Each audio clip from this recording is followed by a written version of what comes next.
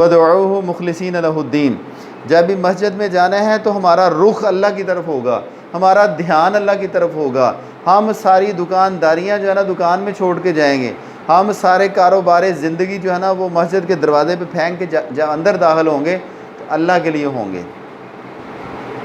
کل میں جو ہے نا وہ اسٹوڈنٹس کے ساتھ ایک سیشن تھا، اس میں ایک سنت چھوڑنے کی بات میں کر رہا تھا کہ مسجد میں جانا ہے تو سارے کاروبار جو ہے نا دروازے پہ پھینک کے، سارے جو ہے نا حساب کتاب اور ساری جو ہے نا وہ چیزیں وہاں پہ پھینک کے اندر داخل ہونا ہے، پھر اللہ کے لیے سارا دھیان اللہ کی طرف ہوگا۔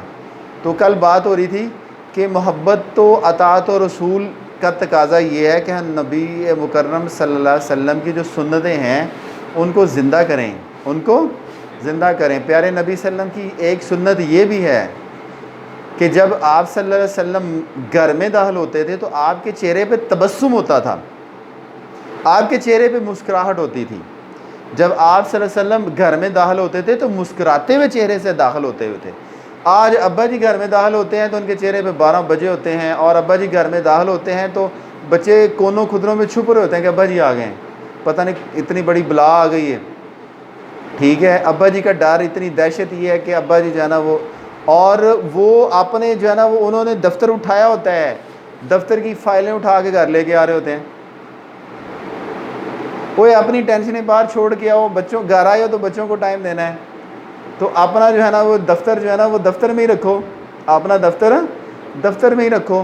تو گھر میں جانا ہے مسکراتے ہوئے چہرے کے ساتھ جانا ہے، ساری پریشانیوں کو، دفتری جو جھمیلے ہیں، کاروباری رکاوٹیں ہیں، ان کو وہیں پہ پھینکو تاکہ وہ آپ کی پریشانیاں آپ کے بچوں میں منتقل نہ ہوں، انہیں آپ پیورلی کو ٹائم دو۔ تو یہاں پہ حکم یہ ہے کہ جب اللہ کے گھر میں جانا ہے، اللہ کے پاس جانا ہے، اللہ سے ملاقات کے لیے، راز و نیاز کے لیے جانا ہے، تو پھر کاروبار زندگی، دوسری مشکلات، پریشانیاں، فکریں، ان سارے تفکرات سے چھٹکارا حاصل کر کے جانا ہے۔ اقیم وجوہکم، چہرے بھی مڑ جائیں گے اور سوچیں بھی ساری جو ہے نا وہ تھم جائیں گی، رک جانی چاہیے، اور دھیان سارا لگ جانا چاہیے اللہ کی طرف۔ وجوہکم عند کل مسجد۔ اچھا، اب میں آپ کی طرف دھیان دے رہا ہوں تو میں بات پراپر آپ تک پہنچا رہا ہوں۔ اگر میں ایسے دیکھنا شروع کر دوں یار وہ بائک، اچھا یہ سمامہ باہر چلا گیا، تو میں تو آپ سے بات نہیں کر سکتا، آپ کی طرف دھیان نہیں دیکھ سکتا، میں تو آپ کو جو ہے نا وہ آپ سے وہ تکلم نہیں کر سکتا، وہ بات نہیں پہنچا سکتا اگر میرا دھیان باہر ہی ہوگا، اگر میرا چہرہ جو ہے نا سیدھا ہی نہیں ہوگا۔ تو وجوہکم کا مطلب ہے آپ نے سارے اپنے چہرے کو بھی اور اپنی سوچ کو بھی، اپنی فکر کو بھی اللہ کے لیے خالص کر دینا ہے، اللہ کے لیے لگا دینا ہے، اور اللہ کے دھیان کے ساتھ۔ اور نماز ایسے پڑھنی ہے جیسے یہ آپ کی آخری نماز ایسے پڑھنی ہے، ہر نماز ایسے پڑھنی ہے جیسے یہ آپ آخری نماز ہے۔ آپ کو موقع ملا تھا، آپ کو جیسے جو قیدی ہے، موت کی سزا وار کا جو قیدی ہے جسے سزائے موت ہے، اسے پوچھا جائے کہ تیری آخری خواہش کیا ہے، اور اگر کوئی بندہ یہ کہے کہ مجھے 2 رکعت نفل پڑھنے دو، آخری نماز پڑھنے دو، تو پتہ ہے کہ یہ نماز میں نے پڑھنی اور ساتھ ہی جلاد میں میرا سر قلم کر دینا ہے، یہیں پہ نماز میں نے پڑھنی ہے تو مجھے تختہ دار پہ لٹکا دیا جائے گا، میری گردن لمبی ہو جائے گی، میری روح جو ہے نا میرے جسم کا ساتھ چھوڑ دے گی، ابھی میں گیا، ابھی میں نے اللہ کے حضور پیش ہو جانا، میری موت واقع ہو جانی ہے۔ ایسی نماز ہم پڑھیں تو وہ فائدہ مند ہوگی۔ آخری نماز، کوئی بھی نماز پڑھیں گے تو آج کے بعد میں بھی ارادہ کرتا ہوں، آپ سارے ساتھی ارادہ کریں کہ ہم کوئی بھی نماز پڑھیں گے تو اس کو کیا سمجھ کے پڑھیں گے؟ یہ ہماری آخری نماز۔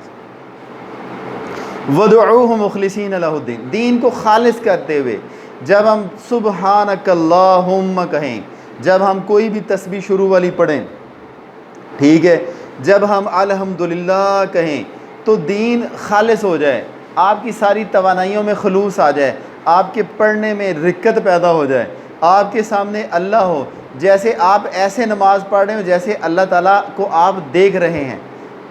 یہ اللہ کے نبی نے فرمایا آپ نماز ایسے پڑھیں جیسے آپ اللہ کو دیکھ رہے ہیں، اور صحابہ کرام نے کہا کہ اگر یہ تصور قائم نہ ہو تو کہا کہ آپ ایسے نماز پڑھیں، یہ تصور کر لیں جیسے اللہ آپ کو دیکھ رہے ہیں، جیسے اللہ آپ کو دیکھ رہے ہیں، کوئی بات نہیں، اگر اللہ سامنے نظر نہیں آتا، تصور کمزور ہے، تو یہ دھیان کر لو کہ اللہ مجھے دیکھ رہے ہیں، اللہ تعالیٰ مجھے دیکھ رہا ہے۔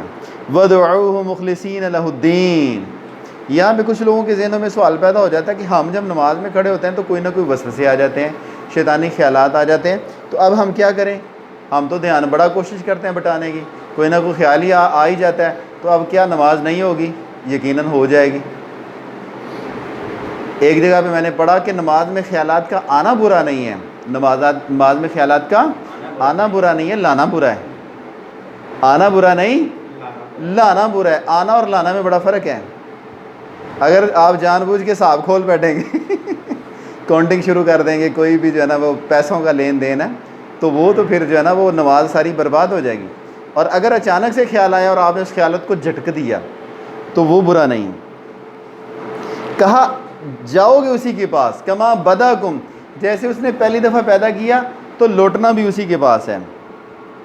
ایک فریق کو اللہ تعالیٰ نے ہدایت دے دی ہے، ایک گروہ کو ایمان کی دولت سے مالا مال کر دیا، اور ایک فریق کے اوپر ضلالت اور گمراہی کو مسلط کر دیا۔ حق علیہم الضلالہ، گمراہی ان کے اوپر حق کر دی، لازم کر دی۔ شیاطین کو انہوں نے اپنا دوست بنا لیا ہوا ہے، اب وہ شیطان کے چیلے چانٹے بن گئے ہیں، اب رحمان کے پول سے نکل گئے ہیں، اب وہ شیطان کے پول میں چلے گئے ہیں۔ وہ اللہ کی جو ہے نا وہ اللہ کے گروہ سے نکل کے، حزب اللہ سے نکل کے حزب الشیطان میں چلے گئے۔ یا بنی آدم، آخری آیت بھی اس پورے رکوع کو سمجھ لیں، ریکیپ کر رہی ہے، اس پورے رکوع کی سمری بیان کر رہی ہے۔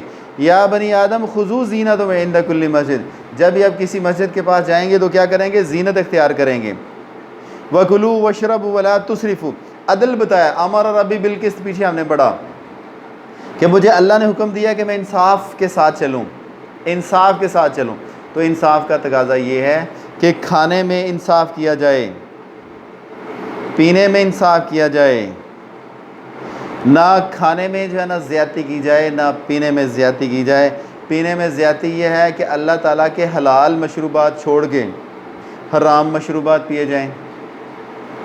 کھانے میں زیادتی یہ ہے کہ بھوک جو ہے نا وہ ایک روٹی کی تھی 2 کھا لی جائیں،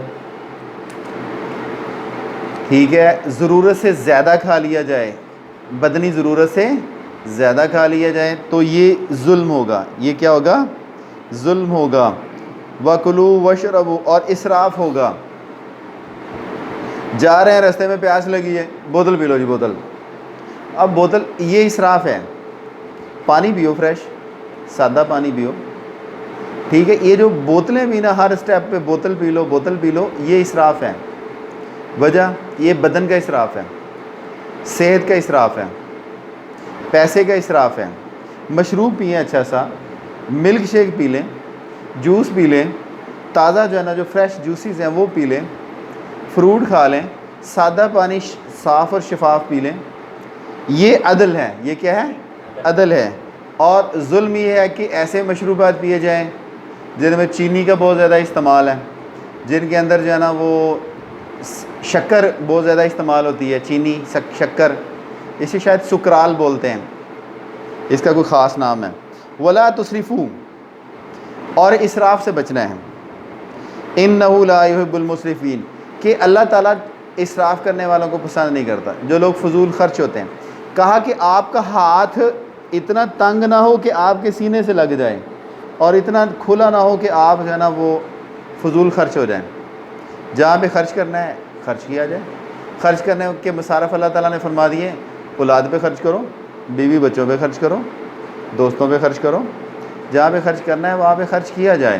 اللہ کے راستے میں کوئی موقع ملا ہوا ہے، علم کے لیے آپ کو دعوت دی جاتی ہے کہ علم کی کاز کے لیے آپ نے کچھ پیسے جمع کروانے ہیں، کوئی اماؤنٹ دینی ہے جس میں کسی استاد کی جو ہے نا وہ خدمت لازم ہے، تو خرچ کرنا چاہیے، ٹھیک ہے؟ یا کسی استاد کا اکرام کرنا ہے، یا کسی جو ہے نا محفل کا اکرام کرنا ہے، تو اس کے اوپر خرچ کرنا جو ہے نا عین حکم ہے، خرچ کرنا چاہیے۔ اور جہاں پہ اللہ تعالیٰ کی معصیت ہے، جہاں پہ اللہ تعالیٰ کی نافرمانی ہے، وہاں پہ خرچ نہیں کرنا، وہاں پہ خرچ نہیں کرنا۔ تو اسراف سے بچنا ہے، اسراف سے بچنا ہے۔ یہ آخری جو ہے نا جو آیا کریمہ ہمیں بتاتی ہے کہ ہمیں اسراف سے بچنا ہے اور میانہ روی اختیار کرنی ہے۔ اور میانہ حدیث پاک ہے مَعَالَ مَنِ اقْتَصَدَ، جس نے میانہ روی اختیار کی وہ کبھی محتاج نہیں ہوگا۔ اللہ کے راستے میں اگر ہم خرچ کریں گے تو ہم محتاج نہیں ہوں گے۔ ہم اپنے دوستوں میں خرچ کریں گے، اہل علم کی مجلس کے لیے خرچ کریں گے، اساتذہ کرام کے علم کے حصول کے لیے اگر ان کا کوئی اکرام کرتے ہیں اس پہ خرچ کریں گے تو وہ مال بڑھے گا، اس پہ خرچ کرتے جائیں گے، مال بڑھتا جائے گا بڑھتا جائے گا۔ لیکن اللہ کی معصیت اور نافرمانی کے لیے کوئی ڈانس اور مجرا، کوئی ایسی محفل ہے جس میں جو ہے نا وہ اللہ تعالیٰ کی نافرمانی ہے، اس پہ خرچ کیا جائے گا، ایسے لوگوں کی محفل پہ خرچ کیا جائے گا جو لہو و لہب میں مشغول ہیں، ٹھیک ہے، دوست ہیں، اور جو ہے نا وہ محفل ایسی ہے جس میں اللہ تعالیٰ کی معصیت ہے، نافرمانی، اس پہ خرچ کیا جائے گا، تو اس خرچ کا حساب لیا جائے گا، اس خرچ کے بارے میں پوچھا جائے۔ تو آخری سیشن ہمارا، اس کے بعد ہمیں اس جو ہے نا وہ پورے قرآن انڈرسٹینڈنگ فورم کے آج کے جو ہے نا وہ گفتگو کا اختتام کرتے ہیں۔ اس میں شیئرنگ ہے کہ آج ہم نے جو رکوع